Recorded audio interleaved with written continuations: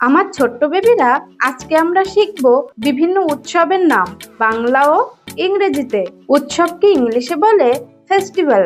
Festival মানে উৎসব। এটা হলো বাংলার নববর্ষ। বাংলার নববর্ষকে ইংলিশে বলে পহেলা বৈশাখ। পহেলা বৈশাখ মানে বাংলার নববর্ষ। এটা হলো দীপাবলি। দীপাবলিকে ইংলিশে বলে দিওয়ালি।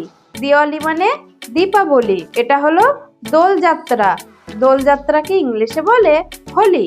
হোলি মানে দোলযাত্রা। এটা হলো রোজার ঈদ। রোজার ঈদকে ইংলিশে বলে ঈদ উল ফিতর। ঈদ উল ফিতর মানে রোজার ঈদ। এটা হলো কোরবানি ঈদ। কোরবানি ঈদকে ইংলিশে বলে ঈদ উল আজহা। ঈদ উল আজহা মানে কোরবানি ঈদ। এটা হলো বড়দিন। বড়দিনকে ইংলিশে বলে ক্রিসমাস। ক্রিসমাস মানে বড়দিন। এটা হলো শারদীয় দুর্গা উৎসব। শারদীয় দুর্গা উৎসবকে ইংলিশে বলে দুর্গাপূজা।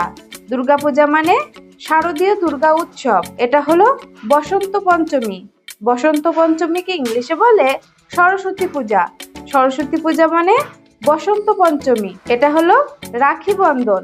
রাখি বন্ধনকে ইংলিশে বলে রাখি বন্ধন। রাখি বন্ধন মানে রাখি বন্ধন। এটা হলো শ্রীকৃষ্ণের জন্মদিন। শ্রীকৃষ্ণের জন্মদিনকে ইংলিশে বলে জন্মাষ্টমী।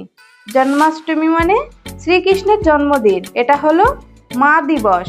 মা দিবসকে ইংলিশে বলে মাদার্স ডে। মাদার্স ডে মানে মা উৎসব। এটা হলো ইংরেজি নতুন বছর। ইংরেজি নতুন বছরকে ইংলিশে বলে new year day. New year day মানে ইংরেজি নতুন বছর। এটা হলো পয়লা এপ্রিল। পয়লা এপ্রিলকে ইংলিশে বলে এপ্রিল ফুলস ডে।